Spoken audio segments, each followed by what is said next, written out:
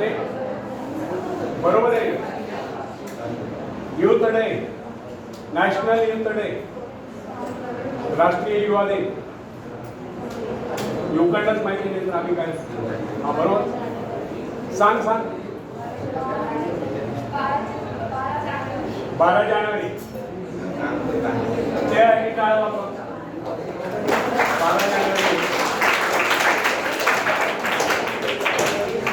Youth day फक्त एका युवतीला माहिती आहे, बाकी त्यांना माहिती नाही. दुर्दैव आहे. 12 जानेवारी 2 महान हस्तींची जयंती असते. कोण कोण माहिती आहे? राजमाता जिजाऊ साहेब आणि स्वामी विवेकानंद. तर राजमाता जिजाऊ साहेबांनी म्हणजे त्यांना संस्कारांचं माहेरघर म्हणावं लागेल. त्यांनी जे संस्कार घालून आपल्याला एक जाणता राजा या महाराष्ट्राला मिळून दिला. चारित्र्य संपन्न असा राजा, जाणता राजा या महाराष्ट्राला मिळून दिला त्या राजमाता जिजाऊ साहेब. आणि दुसरे युवकांच्या काळातील काही तासापूर्वी म्हणावं लागायचं, आता युवकांनाच माहिती नाही, हे दुर्दैव आहे, स्वामी विवेकानंद. स्वामी विवेकानंद हे फक्त 40 वर्ष जीवन जगले, परंतु त्यांनी जे काही अनमोल विचार मागे ठेवलेले आहेत ते अनंत काळ येणाऱ्या नवीन पिढ्यातील युवकांना, विद्यार्थ्यांना प्रेरणा देत राहतील असे अनमोल विचार त्यांनी मागे ठेवलेले आहे. ते भले 40 वर्ष जीवन जगले, परंतु असे 4000 काय 4 लाख वर्ष सुद्धा त्यांचे विचार येणाऱ्या नवीन पिढ्यातील युवकांना, युवतींना प्रेरणा देत राहतील, विद्यार्थ्यांना प्रेरणा देत राहतील असे अनमोल विचार त्यांनी दिलेले आहेत. म्हणून त्यांची जयंती ही युवा दिन म्हणून साजरी होते. तर त्यांचे काही विचार मी या ठिकाणी तुम्हाला सांगू इच्छितो. स्वामी विवेकानंदांचा एक स्लोगन आहे युवकांसाठी, arise, awake and stop not till the goal is reach. उठा, जागे व्हा आणि तोपर्यंत थांबू नका जोपर्यंत तुम्ही तुमचं ध्येय गाठत नाही. अथक परिश्रम करा, मेहनत करा आणि आपलं लक्ष्य हासिल करा. स्वामी विवेकानंदांनी हे पण सांगितलं, हे विश्व एक व्यायामशाळा आहे.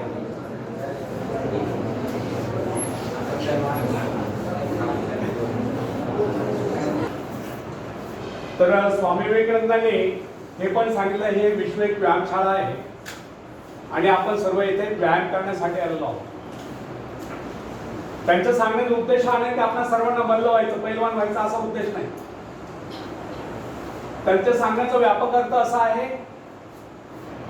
आपल्याला शारीरिक, मानसिक आणि बौद्धिक दृष्ट्या बलवान व्हायचं आहे. आपलं मनगट, आपलं मन आणि आपला मेंदू बलवान बनवायचा आहे. मग शारीरिकदृष्ट्या सक्षम होण्यासाठी जिमलाच गेलं पाहिजे किंवा व्यायामशाळेत गेलं पाहिजे असं काही नाही, कारण हे विश्व एक व्यायामशाळा आहे.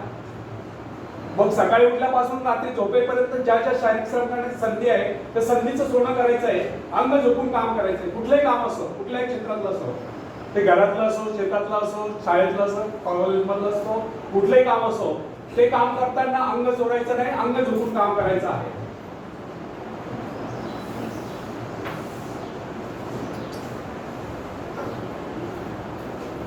तर ही सवय तुम्ही आत्तापासून अंगीकारली तर तुम्ही भविष्यामध्ये उज्ज्वल भवितव्य तुमचं घेऊ शकता. अंग झोपून काम करायची सवय लावा. आज महाराष्ट्राचं नाव बदनाम झालंय की मराठी माणूस काम करत नाही, मराठी माणूस काम चुकत आहे, मराठी माणूस म्हणजे पाट्या टाकण्याचं काम करतो, म्हणजे सांगितलं तेवढंच काम करतो, त्यापेक्षा जास्त काम करत नाही. अंग झोपून काम करायची सवय लावा. आम्ही फक्त कट्ट्यावर बसायचं आणि राजकारण गप्पा जोडायच्या आणि परप्रांतीय जे विचार आहेत त्यांच्याकडे कामाच्या संधी नाही, ते काम शोधत शोधत तिकडे येतात, त्यांच्या नावाने खडे फोडायचे. आम्ही काय काम करतो याचं आत्मपरीक्षण करा. आपण काय काम करतो? घरात सकाळी उठल्यावर अंथरुणाच्या घड्या सुद्धा घालत नाही, असे पण काही महाभाग आहेत. मग अशा पद्धतीने जर तुम्ही स्वतः जर सवय नसेल तुम्हाला कामाची, तर तुम्ही इतरांना नाव ठेवण्यात काय अर्थ आहे? त्या विचाराने तिकडे कामाच्या संधी मिळत नाही, पडेल ते काम करायला इकडे येतात. 10 बाय 10च्या खोलीमध्ये 10,000 लोक राहतात, वडापाव खातात, 2 पैसे बॅलन्स पाडतात, छोटासा उद्योग उभा करतात, रस्त्याच्या कडेला उद्योग सुरू करतात, छोटा उद्योग उभा करतात आणि मोठे उद्योजक होतात. आणि आम्ही त्यांच्यावरती राजकारण करत किंवा त्यांच्या नावाने खडे फोडत जर गप्पा मारत असो तर हे चुकीचं आहे. तुम्हाला आत्मनिर्भरतेचा अर्थ समजलाच असला तर मी जी उदाहरणं दिली त्यातून तुमच्या लक्षात आलंच असेल की आत्मनिर्भर बनणं म्हणजे काय. आत्मनिर्भर बनण्यासाठी आपल्याला मेहनती पण बनावं लागेल. Hard work is the base of success. यशाचा पाया हा कठोर परिश्रम आहे, हे लक्षात ठेवा. तर तुम्हाला कठोर परिश्रम करायला पाहिजे आणि त्या परिश्रमाची संधी दिवसभर ज्या ज्या संधी आहे त्या संधीचं सोनं करायचं आहे आणि आपल्या शारीरिकदृष्ट्या सक्षम व्हायचं आहे. आजकाल काय झालंय, प्रत्येक घरामध्ये एकुलता एक मुलगा असतो, एकुलता एक मुलगी असते, खूप लाडक वाढलेलं असतं, त्यांना काम करायची सवय नसते, काम करायची लाज वाटते. ठीक आहे, तुम्हाला काम करायचं नसेल नका करू, परंतु एक गोष्ट लक्षात ठेवा,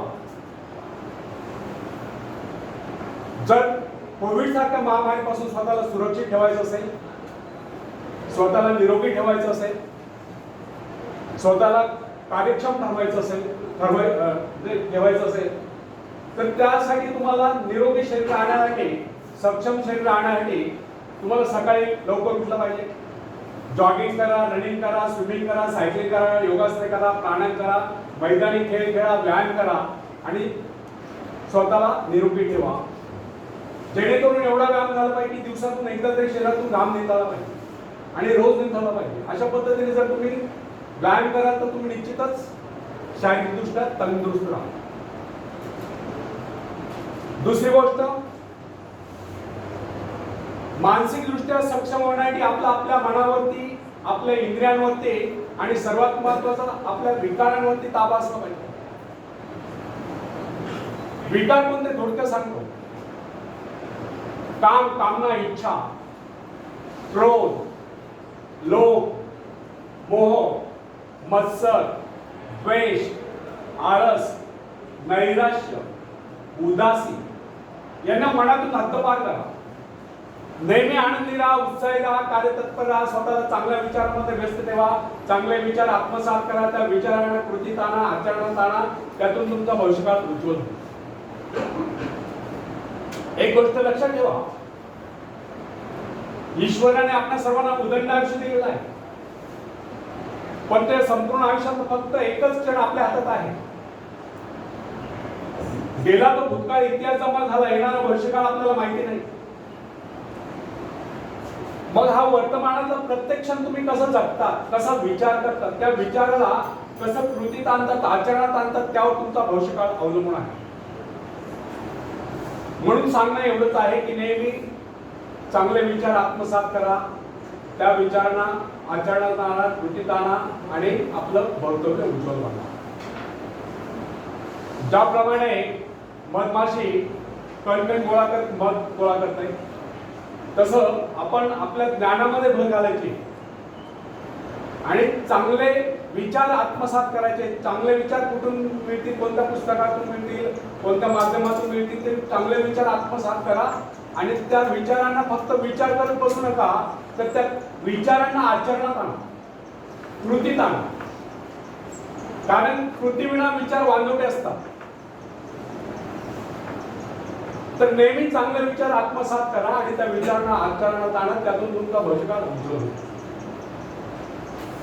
तिसरी गोष्ट, बौद्धिकदृष्ट्या सक्षम होण्यासाठीच आपण बालपणापासून शिक्षण घेता. मग हे शिक्षण घेत असताना विवेकानंदांनी सांगितल्याप्रमाणे आपल्या मनामध्ये एका वेळेस एकाच गोष्टीचा, एकाच कामाविषयी विचार चालू असला पाहिजे. शिक्षक काय समजून सांगताय, नाहीतर मग शिक्षक तुम्हाला म्हणजे घसत आणून शिकवतात, त्या ठिकाणी समजून सांगताय आणि तुम्ही आपापसात गप्पा मारताय,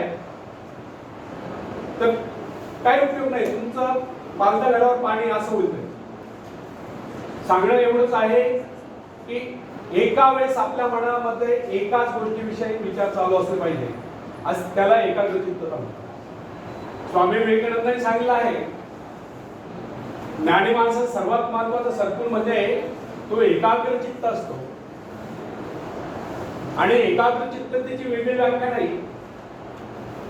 एका वेळेस आपल्या मनामध्ये एकाच गोष्टीविषयी विचार चालू असले पाहिजे, त्याला एकाग्रचित्तता म्हणतात. म्हणून पुस्तक वाचत असताना जे तुम्ही वाक्य वाचता त्याचं व्हिज्युअलायझेशन झालं पाहिजे, तर चित्र मनामध्ये उभं असलं पाहिजे. ते वाक्य वाचल्यानंतर त्याचा अर्थ समजत असेल तर ते वाचण्यात अर्थ नाही, अर्थ आहे. जर त्या वाक्याचा अर्थ जर तुम्हाला समजत नसेल तर ते वाचनात अर्थ नाही. आलं लक्षात?